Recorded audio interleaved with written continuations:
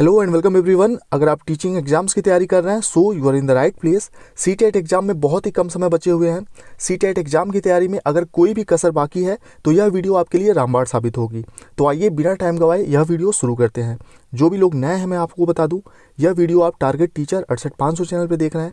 मेरा नाम है दिव्येंद्र मिश्रा। सीटेट यूपी टेट के साथ साथ सुपर टेट और DSSB PRT एग्जाम मैंने क्वालिफाई किए हैं और पिछले 6 साल से ऑनलाइन और ऑफलाइन मोड में मैं लगातार पढ़ा रहा हूं। तो अपने इसी व्यक्तिगत अनुभव के आधार पे मैं आपको बहुत सी इंपॉर्टेंट बातें आज के इस वीडियो में बताने वाला हूं सीटेट एग्जाम से रिलेटेड। और इस वीडियो को देखने के बाद बहुत ही कम समय में सीटेट एग्जाम में आप सही आंसर तक पहुंच जाएंगे। बहुत ही कम समय लगेगा सही आंसर पहचानने में। तो चलिए सीधे क्वेश्चन की तरफ बढ़ते हैं।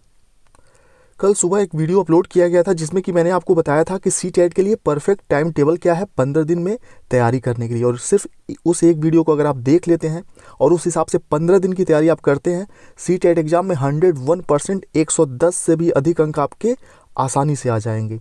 और उसमें मैंने बताया था आपको कि जो भी कठिन शब्द हों, जैसे कि आप देखेंगे इस क्वेश्चन में अग्रोन्मुखी, ठीक है, तटस्थ, ये सभी कठिन शब्द हैं जिसका अर्थ जब तक आप नहीं समझेंगे तब तक आप सही आंसर नहीं दे पाएंगे।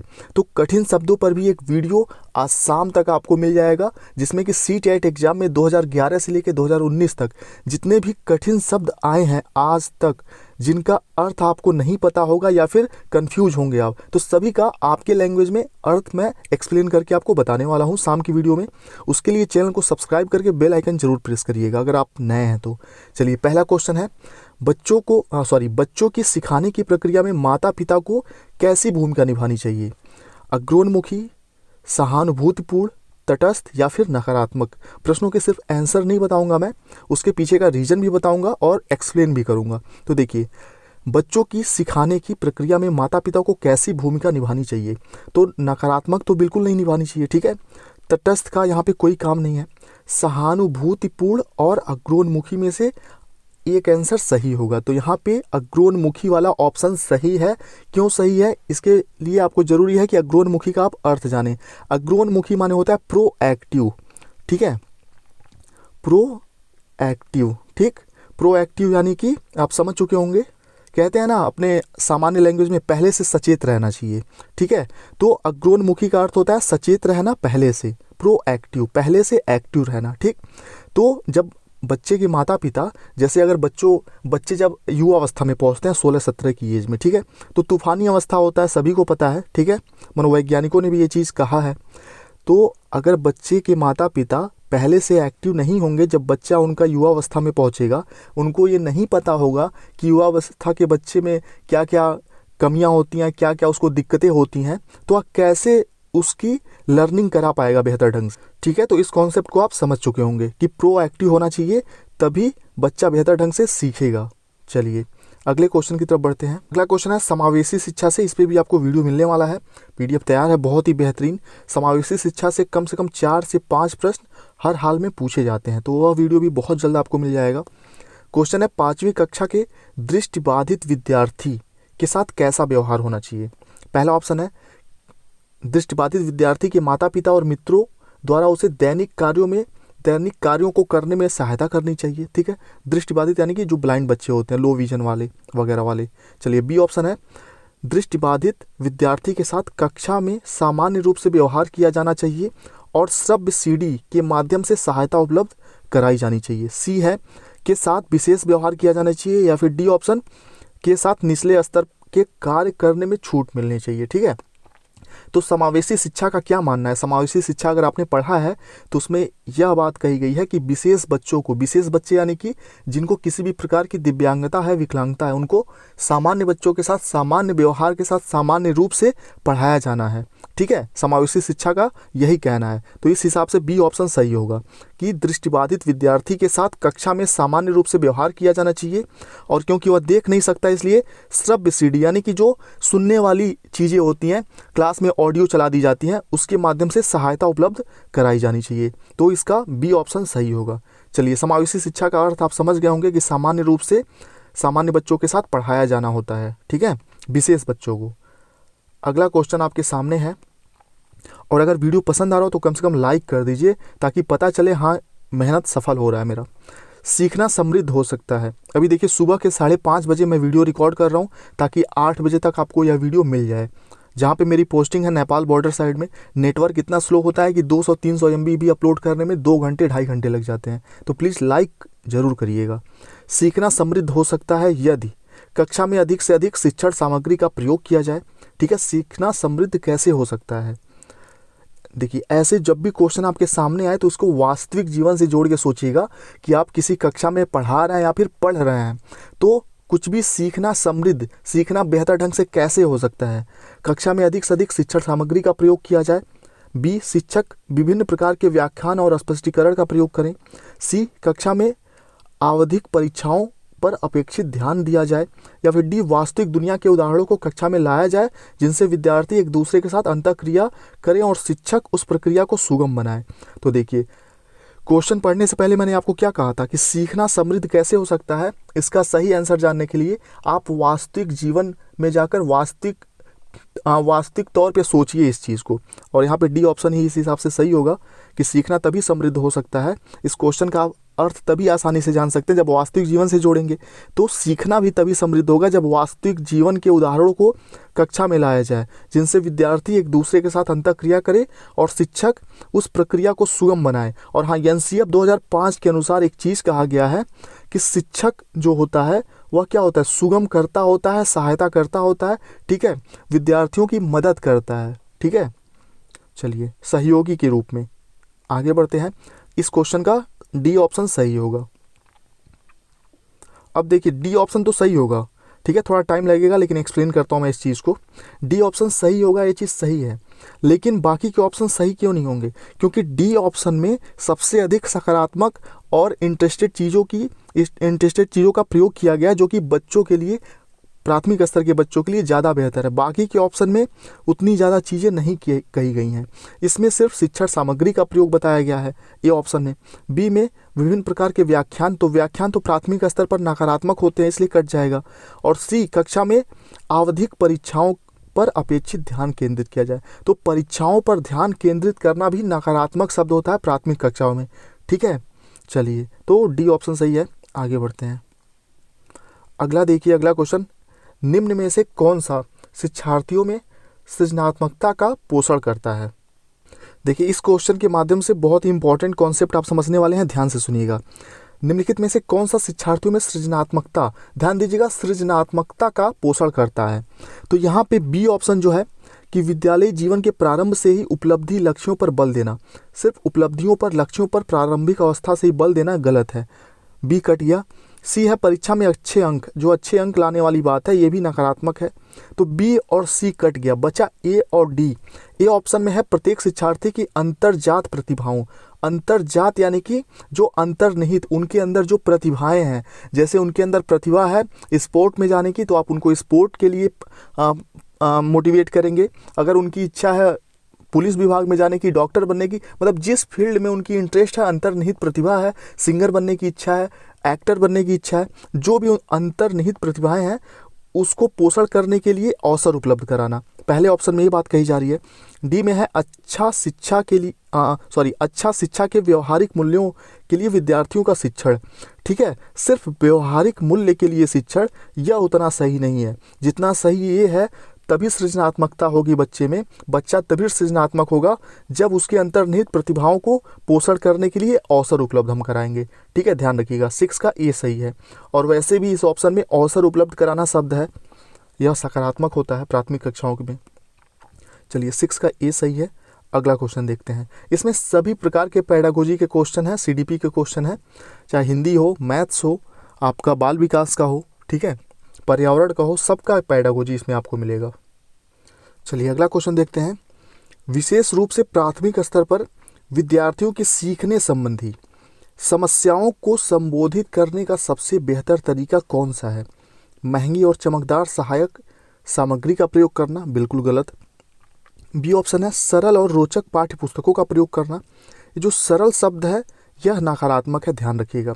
ठीक है, सरल के जगह सबसे उपयुक्त शब्द होगा पॉजिटिव, जो टैग वर्ड है, इस पे मैंने वीडियो बना रखा है, बहुत जल्द आपको मिल जाएगा। ठीक है, अगला है कहानी कथन पद्धति का प्रयोग करना है, डी क्षमता के अनुरूप विभिन्न शिक्षण सामग्रियों का पद्धतियों का प्रयोग करना। देखिए यहीं पे सरल शब्द नकारात्मक है प्राथमिक कक्षाओं में, लेकिन सरल के लिए, सरल अगर नकारात्मक है तो सरल के जगह पे पॉजिटिव टैग वर्ड क्या है, सकारात्मक शब्द क्या है, तो क्षमता के अनुरूप। ठीक है, सरल नकारात्मक शब्द है प्राथमिक कक्षाओं में, और सरल शब्द के जगह पर क्या शब्द यूज होगा तो सकारात्मक होगा, क्षमता के अनुरूप। ठीक है, ध्यान रखिएगा। तो क्षमता के अनुरूप विभिन्न शिक्षण पद्धतियों का प्रयोग करना, यही ऑप्शन सही भी है। चलिए अगला प्रश्न देखते हैं, बहुत ही इंपॉर्टेंट प्रश्न है। इन चार ऑप्शन में से किसको एक अभिप्रेरित शिक्षण का संकेतक माना जाता है? ठीक है, इन चार ऑप्शन में से किसको अभिप्रेरित शिक्षण का संकेतक माना जाता है? तो चौथे ऑप्शन से शुरू करेंगे, कक्षा में अधिकतम उपस्थिति। कक्षा में अधिकतम उपस्थिति बी ऑप्शन है, कक्षा में एकदम खामोशी, सी ऑप्शन। बी ऑप्शन है शिक्षार्थियों द्वारा प्रश्न पूछना या फिर शिक्षक द्वारा दिया गया उपचारात्मक कार्य। और यह क्वेश्चन आप सभी लोगों के लिए है होमवर्क। ठीक है, इतने सारे कॉन्सेप्ट मैंने आपके क्लियर कराए हैं बहुत से वीडियो में, और यह सेम क्वेश्चन लास्ट तीसरा वीडियो जो इसके पहले अपलोड किया गया था उसमें यह क्वेश्चन आया हुआ था। इसका आंसर भी मैंने एक्सप्लेन करने के बाद बताया था आपको।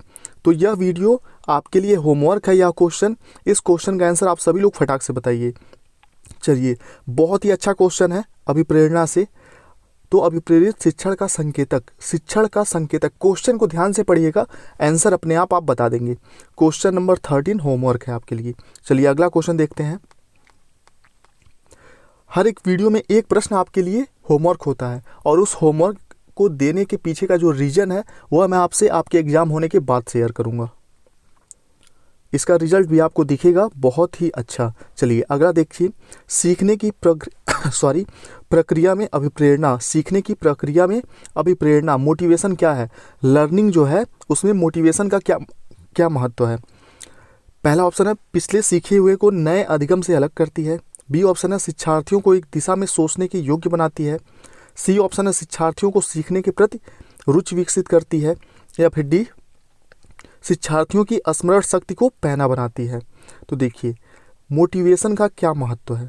थॉर्नडाइक का सिद्धांत अगर आपने पढ़ा होगा तो फटाक से इसका सही आंसर आप बता देंगे, सी, शिक्षार्थियों में सीखने के प्रति रुचि का विकास करती है।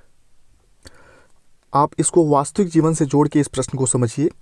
आप सीखने के प्रति कब इंटरेस्टेड होते हैं? ठीक है, जब आप मोटिवेटेड होते हैं, चाहे सेल्फ या फिर किसी और के माध्यम से। जब आपको प्रेरणा मिलती है कहीं ना कहीं से, तभी आपकी इंटरेस्ट पैदा होती है किसी भी चीज़ को सीखने में। ठीक है, तो सीखने के प्रति रुचि का विकास करती है अभिप्रेरणा। चलिए सी ऑप्शन सही है यहाँ पे। अगला प्रश्न देखते हैं। प्रश्नों को वास्तविक जीवन से जोड़ के समझिए। ठीक है, हमेशा सही आंसर आपको फटाक से नजर आ जाएगा। शिक्षा के क्षेत्र में पाठ्यचर्या शब्दावली की ओर संकेत करता है। शिक्षा के क्षेत्र में जो पाठ्यचर्या शब्द है यह किसकी ओर संकेत करता है? विद्यालय का संपूर्ण कार्यक्रम जिसमें विद्यार्थी प्रतिदिन अनुभव प्राप्त करते हैं, पहला ऑप्शन है। बी ऑप्शन है मूल्यांकन प्रक्रिया। सी ऑप्शन है कक्षा में प्रयुक्त की जाने वाली पाठ्य सामग्री। या डी ऑप्शन कक्षा पद्धति एवं पढ़ाई जाने वाली विषय वस्तु। चलिए तो यहाँ पे ध्यान रखिएगा, फैक्ट बेस वाला क्वेश्चन है। एनसीएफ 2005 भी अगर आपने पढ़ा है तो इसका सही आंसर आपको पता होगा। एनसीएफ 2005 से क्वेश्चन है। पाठ्यचर्या शब्दावली किसकी ओर संकेत करता है? विद्यालय का संपूर्ण कार्यक्रम जिसमें विद्यार्थी प्रतिदिन अनुभव प्राप्त करते हैं। ठीक है, शिक्षा के क्षेत्र में पाठ्यचर्या का यही अर्थ होता है कि विद्यालय का वह सभी पाठ्यक्रम या सभी कार्यक्रम जिससे विद्यार्थी प्रतिदिन अनुभव प्राप्त करें। चलिए 19 का ये अगला क्वेश्चन देखते हैं। और इसीलिए मैं हमेशा कहता हूं, जब भी आप देखिए बहुत सारे क्वेश्चन मैं आपको बता रहा हूं, तो ये भी मैं आपको बता रहा हूं कि वह क्वेश्चन कहां से पूछा गया है। बहुत सारे क्वेश्चन थॉर्नडाइक से हैं, जीन पियाजे, कोलबर्ग, वाइगोत्स्की, एनसीएफ, एनसीईआरटी से बहुत सारे क्वेश्चन एक दूसरे से रिलेटेड हैं। तो सभी इंपॉर्टेंट चीज़ें एनसीएफ वगैरह, जीन पियाजे, कोलबर्ग, वाइगोत्स्की, थॉर्नडाइक सब आपको पढ़ी होनी चाहिए, जब भी आप सही से आंसर बता पाएंगे। निचली कक्षाओं में शिक्षण की खेल पद्धति मूल रूप से आधारित है। निचली कक्षाओं में यानी कि प्राथमिक कक्षाओं में शिक्षण की खेल पद्धति मूल रूप से आधारित है। शिक्षण पद्धति के सिद्धांतों पर, विकास एवं वृद्धि के मनोवैज्ञानिक सिद्धांतों पर। सी शिक्षण के समाजशास्त्री सिद्धांतों पर। या डी शारीरिक शिक्षा कार्यक्रमों के सिद्धांतों पर। चलिए इसका सही आंसर फटाक से बताइए। देखिए इस प्रश्न में बहुत ही अच्छी चीज़ मैं आपको बताने वाला हूँ इस प्रश्न के माध्यम से। निचली कक्षाओं में शिक्षण पद्धति खेल पद्धति मूल रूप से आधारित है किस चीज़ पर? तो यहाँ पे बी ऑप्शन सही होगा, विकास एवं वृद्धि के मनोवैज्ञानिक सिद्धांतों पर। अब आप सोच रहे होंगे कि यहाँ पे शिक्षण पद्धति के सिद्धांतों पर आधारित क्यों नहीं होगा, जबकि खेल पद्धति तो एक शिक्षण पद्धति है। ठीक है, तो देखिए यहाँ पे जो निचली कक्षाएं होती हैं उसमें जो खेल पद्धति से पढ़ाने का उद्देश्य होता है, मनोवैज्ञानिक उद्देश्य होता है, वह विकास एवं वृद्धि के मनोवैज्ञानिक सिद्धांतों पर कार्य करता है। ठीक है, और बी वाले ऑप्शन में ए वाला ऑप्शन समाहित है, क्योंकि शिक्षण पद्धति जो है वो भी तो मनोवैज्ञानिक सिद्धांत ही है। तो बी वाले ऑप्शन में ए वाला ऑप्शन अपने आप इंक्लूड है, इसलिए बी वाला ऑप्शन सही होगा।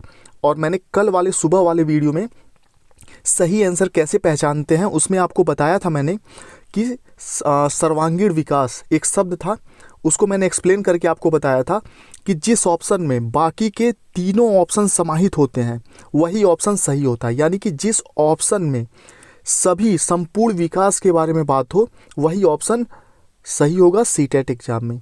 तो इस क्वेश्चन का सही आंसर है बी। चलिए आगे बढ़ते हैं। अगला क्वेश्चन है, विशेष आवश्यकता वाले बच्चों को शिक्षा उपलब्ध कराई जानी चाहिए। यानी कि समावेशी शिक्षा से यह क्वेश्चन है, विशेष आवश्यकता वाले बच्चों की शिक्षा उपलब्ध कराई जानी चाहिए विशेष विद्यालयों में विशेष बच्चों के लिए विकसित पद्धतियों द्वारा, या बी विशेष विद्यालयों में, सी विशेष विद्यालयों में विशेष शिक्षकों द्वारा, या अन्य सामान्य बच्चों के साथ। तो यह क्वेश्चन समावेशी शिक्षा से है, और समावेशी शिक्षा के बारे में अभी पिछले वीडियोज़ में मैंने आपको क्या बताया है कि सामान्य बच्चों के साथ विशेष बच्चों को पढ़ाना ही समावेशी शिक्षा का उद्देश्य है। ठीक है, तो यहाँ पे डी ऑप्शन सही होगा, अन्य सामान्य बच्चों के साथ, ताकि वह अपने आप को अलग थलग ना महसूस करें। ठीक है, उनमें कोई भी ऐसे कुंठा की भावना विकसित ना हो कि मैं अलग हूँ या फिर मैं इंपॉर्टेंट नहीं हूँ, ऐसा कुछ भी। तो विशेष आवश्यकता वाले बच्चों की शिक्षा उपलब्ध कराई जानी चाहिए अन्य सामान्य बच्चों के साथ। ठीक है, चलिए देखिए यही क्वेश्चन अगर स्पेशल एजुकेशन वाले एग्जाम में पूछा जाता है, जैसे कि मैंने स्पेशल डीएड किया हुआ है, ठीक है, विशेष शिक्षा से मैंने डीएड किया हुआ है, तो अगर दिल्ली में D++ वगैरह में या कहीं भी स्पेशल टीचर की वैकेंसी आती है वहाँ पे यह क्वेश्चन पूछा जाता तो यहाँ पे ए ऑप्शन सही होता। लेकिन यह CTET एग्जाम का क्वेश्चन है और CTET में समावेशी शिक्षा आपके पाठ्यक्रम में है, तो समावेशी शिक्षा के अनुसार डी ऑप्शन सही होगा। ध्यान रखिएगा ये चीज़। अब 23 का डी।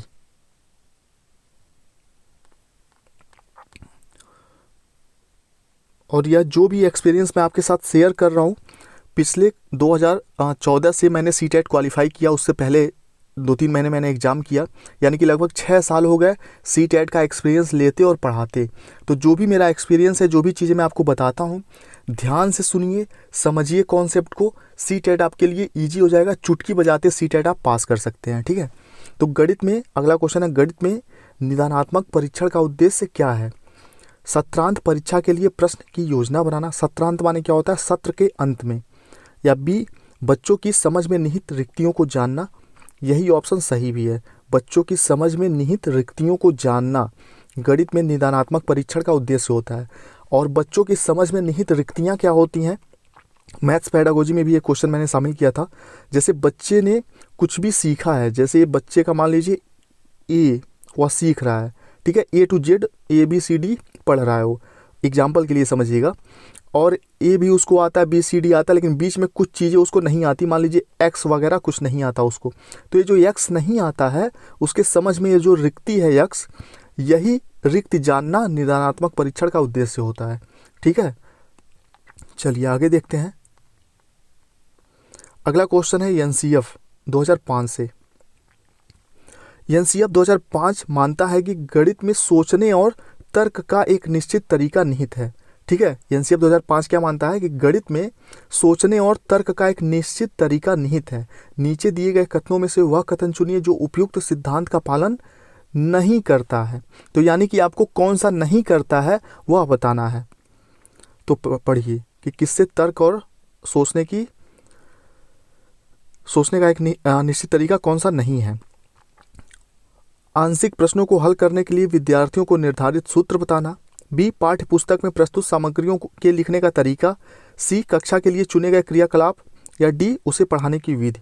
देखिए सकारात्मक नकारात्मक शब्द मैंने आपको बहुत बार बताया है, और मैंने बताया है कि प्राथमिक कक्षाओं में परिभाषा, सूत्र याद करना, ये सारी चीज़ें नकारात्मक होती हैं। तो यह किस में है? ए ऑप्शन में है। यहाँ पे पूछा है कौन सा नहीं है, तो ये ऑप्शन यहाँ पे सही होगा। जब आपसे पूछे प्रश्न कि कौन सा नहीं सही है, तो नकारात्मक उत्तर आप बताएंगे। अगर पूछेगा कौन सा सही है, तो जो नकारात्मक होगा उसको कट कर देंगे, जो बचेगा सकारात्मक वही सही होगा। क्योंकि यहाँ पे नकारात्मक पूछा है, इसलिए ये ऑप्शन सही है। ठीक है, चलिए आगे बढ़ते हैं। एक विद्यालय ने, अब देखिए इस क्वेश्चन को आप ध्यान से देखिएगा और समझिएगा। इस क्वेश्चन में जो लंबा चौड़ा सीटेट के क्वेश्चन को बनाया जाता है जस्ट आपको उलझाने के लिए, इसमें राजस्थान शब्द, ठीक है, एक विद्यालय, ये सब मतलब आपको उलझाने के लिए, क्वेश्चन को बड़ा बनाने के लिए है। लेकिन यहाँ असली क्वेश्चन है कि कक्षा 5 के बच्चों के शैक्षिक भ्रमण की योजना बनाई, भ्रमण के दौरान बच्चों से आपकी क्या अपेक्षाएं होंगी। कक्षा 5 के बच्चों को ध्यान में रखकर, यानी कि 10 से 11 साल के बच्चों को ध्यान में रखकर आपको आंसर करना है। तो भ्रमण की योजना बनाई, बच्चों से आपकी क्या अपेक्षाएं होंगी एक शिक्षक के रूप में। पहला, चीज़ों के बारे में बिना प्रश्न पूछे। बच्चे प्रश्न नहीं पूछेंगे, यह बिल्कुल गलत है। ठीक है, बच्चों का प्रश्न पूछना ज़्यादा इंपॉर्टेंट है। और पहले ऑप्शन में चीज़ों के बारे में बिना कोई प्रश्न पूछे सभी का अवलोकन करना चाहिए, गलत हो गया, क्योंकि बच्चे प्रश्न हर हाल में पूछेंगे और पूछना सही है। बी, उन्हें आनंद उठाना चाहिए। सी, उन्हें ध्यान को सिर्फ आनंद उठाने के लिए कोई भी शैक्षिक कार्य नहीं होता। ध्यान रखिएगा, आपके पाठ्यक्रम में कोई भी ऐसा चीज़ शामिल नहीं किया गया है जिससे सिर्फ और सिर्फ आप आनंद उठा सकें, इसलिए बी ऑप्शन भी कट गया। सी है सॉरी, उन्हें ध्यान से अवलोकन करना चाहिए, टिप्पणियां दर्ज करनी चाहिए और बाकी बच्चों तथा शिक्षक के साथ अपने अवलोकनों को बांटना चाहिए। ठीक, तो यहाँ पे सी ऑप्शन ही सही होगा। ठीक, डी भी देख लेते हैं। यदि उनको कोई प्रश्न हो तो उन्हें दर्ज कर लेना चाहिए और घर पहुँचने के बाद अभिभावक से पूछना चाहिए। अभिभावक से क्यों पूछेंगे? वो शैक्षिक भ्रमण है तो शिक्षक से पूछेंगे ना, जो शिक्षक उनके साथ वहाँ गया होगा। तो ए ऑप्शन कट गया क्योंकि इसमें प्रश्न नहीं पूछेंगे ऐसा है। बी ऑप्शन कट गया क्योंकि सिर्फ आनंद उठाने की बात की जा रही है। डी कट गया क्योंकि घर पे अभिभावकों से पूछने की बात की जा रही है। सी में बहुत सारे सकारात्मक चीज़ें, अवलोकन करना, टिप्पणी दर्ज करना, बाकी बच्चों तथा शिक्षक के साथ अवलोकन को बांटना चाहिए। ठीक है, सी ऑप्शन सही होगा। चलिए अगला देखते हैं। बीज अंकुरण की अवधारणा को इस तरह सबसे बेहतर तरीके से पढ़ाया जा सकता है। बीज अंकुरण की अवधारणा को इस तरह सबसे बेहतर पढ़ाया जा सकता है, किस तरह से? और हाँ, हमेशा ध्यान रखिएगा, इस प्रश्न को का आंसर देते समय ध्यान रखिएगा, पर्यावरण अध्ययन का यह प्रश्न है, पेडागोजी का, और उसमें वास्तविक अनुभव पर ज़्यादा बल दिया जाता है, करके सीखने पर बल दिया जाता है, बच्चों का सर्वाधिक जिसमें सक्रियता हो उस पर बल दिया जाता है। तो यहाँ पे किस ऑप्शन में सर्वाधिक सक्रियता होगी, सर्वाधिक भागीदारी होगी, उसको ध्यान रखिएगा। बीज अंकुरण की अवधारणा को इस तरह सबसे बेहतर तरीके से पढ़ाया जा सकता है। फोटो खींचकर, गलत। कक्षा में अंकुरित बीजों को दिखाना और अंकुरण की प्रक्रिया को स्पष्ट करना, ये भी इतना इंपॉर्टेंट नहीं है। आगे, बोर्ड पर चित्र बनाना। ठीक, डी ऑप्शन है, बीज बोने, अंकुरण के विभिन्न चरणों का अवलोकन करने और उनका चित्र बनाने की गतिविधि को बच्चों के निष्पादित करने के लिए कहना। बच्चों को निष्पादित करने, यानी कि बच्चे इसमें खुद करके सीखेंगे, डी ऑप्शन में, तो यही ऑप्शन सही होगा। और जो भी सेलेक्टेड नोट्स हैं सीटेट एग्जाम के लिए, अगर आप उसको चाहते हैं लेना, ऑल सब्जेक्ट होगा, पेडागोजी, एनसीएफ वगैरह सब कुछ उसमें शामिल होगा। आप 7905352723 पे व्हाट्सएप करके पीडीएफ नोट्स प्राप्त कर सकते हैं। एक बार आपको 100 रुपीज़ का फीस पे करना होगा। फीस का डिटेल आपको व्हाट्सएप पे दे दिया जाएगा। नंबर नोट कर लीजिए, 7905352723। ठीक है, व्हाट्सएप पे आपको मैसेज करना होगा। चलिए, डी ऑप्शन में सर्वाधिक सक्रियता है, सर्वाधिक भागीदारी है, यही ऑप्शन सही होगा। अगला देखते हैं। मानचित्र पढ़ने के लिए आवश्यक कौशलों में शामिल है। मानचित्र पढ़ने के लिए आवश्यक कौशलों में क्या शामिल है? पढ़ने के लिए ध्यान रखिएगा, मानचित्र पढ़ने के लिए पहला, स्थान, दूरी और दिशाओं के सापेक्ष स्थिति की समझ की योग्यता। बी, ड्राइंग और पेंटिंग में विलक्षण कुशलता, यह जरूरी नहीं है, ठीक है, कि आपको ड्राइंग आता हो तभी आप मैप पढ़ पाएंगे। सी, ग्लोब पर स्थिति दर्शाने के लिए स्केच और गणनाओं की उपयोग की योग्यता, यह भी उतना इंपॉर्टेंट नहीं है। बी, सी कट गया। डी, अभिव्यक्तात्मक योग्यताओं को बाहर निकालने के लिए विलक्षण संप्रेषण कौशल। संप्रेषण कौशल यानी कि जो नेताओं में सर्वाधिक होती है, बोलने का कौशल, ठीक है, जो बड़ी कक्षाओं में यूज़ किया जाता है। संप्रेषण यानी कि भाषण की कौशल, ठीक है। तो यह भी जरूरी नहीं है मैप पढ़ने के लिए। मैप पढ़ने के लिए बहुत ज़्यादा बोलना जरूरी थोड़ी ना है। चलिए यहाँ पे ए ऑप्शन सही होगा कि मानचित्र पढ़ने के लिए स्थान, दूरी और दिशाओं के सापेक्ष स्थिति की समझ होनी चाहिए। चलिए 81 का ए। अब देखिए अगला क्वेश्चन, प्राथमिक स्तर पर कौन सा भाषा शिक्षण का उद्देश्य नहीं है। जब भी प्रश्न में नहीं आएगा तुरंत आप उसको अंडरलाइन कर लीजिएगा और समझ जाइएगा कि कौन सा नकारात्मक आंसर है, वही बताना है। पहला है प्राथमिक स्तर पर कौन सा भाषा शिक्षण का उद्देश्य नहीं है। पहला, स्पष्टता एवं आत्मविश्वास के साथ अपनी बात कहना। बी, वर्णमाला को क्रम से कंठस्थ करना। सीधे देख लीजिए बाकी के ऑप्शन में कोई भी और नकारात्मक चीज़ नहीं मिलेगा। कंठस्थ करना नकारात्मक है और यहाँ पे पूछा है कौन सा नहीं है, इसलिए बी ऑप्शन सही होगा यहाँ पे, क्योंकि कंठस्थ करना प्राथमिक कक्षाओं में कंठस्थ करना, याद करना, रटना सब नकारात्मक शब्द होते हैं। तो प्राथमिक स्तर पर कौन सा भाषा शिक्षण का उद्देश्य नहीं है, बी ऑप्शन। चलिए आगे बढ़ते हैं। और अभी आप वीडियो देख रहे हैं तो जाहिर सी बात आपको वीडियो पसंद आई होगी। तो जितने लोग देख रहे हैं सभी लोगों से रिक्वेस्ट है, सभी लोग सिर्फ एक बार लाइक के बटन पे टच कर दीजिए अगर आपने अभी तक लाइक नहीं किया है तो, ठीक है। गृह कार्य के बारे में कौन सा कथन उचित है। गृह कार्य यानी कि होमवर्क। गृह कार्य अभिभावकों को व्यस्त रखने का उत्तम साधन है। बी, बच्चों की क्षमताओं स्तर के अनुसार गृह कार्य दिया जाना। सी, गृह कार्य कक्षा में किए गए कार्य का आरंभ मात्र है। गृह कार्य अभ्यास मात्र है। डी, गृह कार्य देना अति आवश्यक है। तो यहाँ ध्यान रखिएगा जो होमवर्क होता है उसका उद्देश्य क्या होता है कि बच्चों की क्षमताओं के स्तर के अनुसार गृह कार्य दिया जाना चाहिए, ठीक है। चलिए आगे बढ़ते हैं, अगला क्वेश्चन देखते हैं। 101 का बी ऑप्शन सही होगा। क्षमता के अनुरूप, अगर यहीं पे किसी ऑप्शन में होता कि बच्चों को सरल आसान गृह कार्य देना चाहिए तो आसान गृह कार्य गलत होता, ठीक है।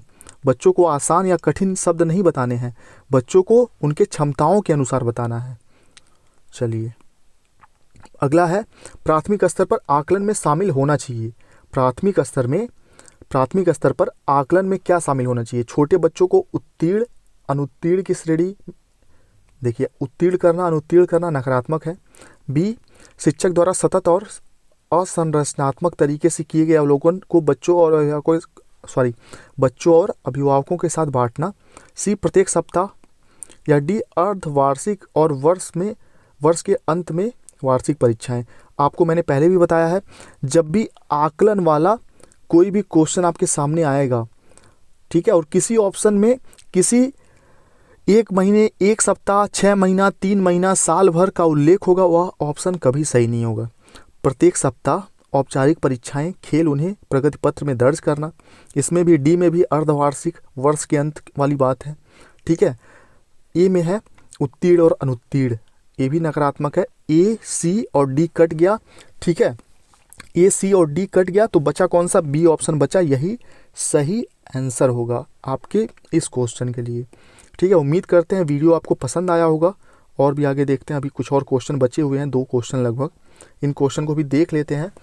अगला क्वेश्चन है, भाषा कौशलों के संदर्भ में कौन सा कथन उचित है। भाषा कौशलों के संदर्भ में कौन सा कथन उचित है।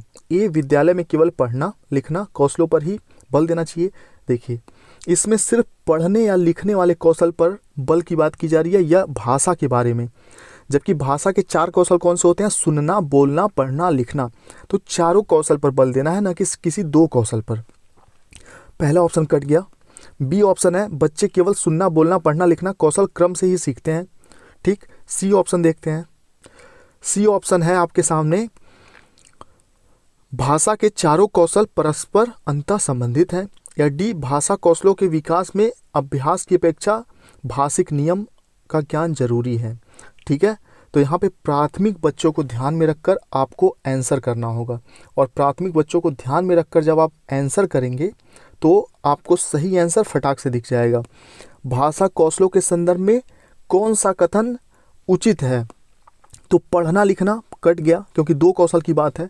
बी वाले में बच्चे केवल वाला जो शब्द आ गया इसमें, ठीक है, केवल सिर्फ नकारात्मक हो गया, ये भी कट गया, ठीक। नकारात्मक सॉरी माफ़ करिएगा, बार बार खांसी आ जा रही है क्योंकि सुबह 5:30 बजे उठ के मैं वीडियो बनाना शुरू कर दिया। ना ही चाय ना ही कुछ, जस्ट ब्रश किया मैंने, फ्रेश होके तुरंत वीडियो बनाना स्टार्ट कर दिया, तो इसलिए थोड़ा सा गले में प्रॉब्लम हो रही है। इस चीज़ के लिए माफ़ करिएगा। चलिए, बच्चे केवल सुनना, बोलना, पढ़ना, लिखना कौशल क्रम से सीखते हैं। केवल की बात की गई है, केवल नकारात्मक शब्द कट गया। सी, भाषा के चारों कौशल परस्पर अंतः संबंधित हैं। ठीक, यही ऑप्शन सही होगा, सी ऑप्शन यहाँ पे। बाकी क्रम से सीखते हैं बिल्कुल सही है, बी ऑप्शन भी, लेकिन इसमें केवल शब्द है, यह नकारात्मक हो गया। भाषा के चारों कौशल परस्पर अंतः संबंधित होते हैं। अगला देखते हैं। चलिए, भाषा कौशलों के संदर्भ में कौन सा कथन उचित है?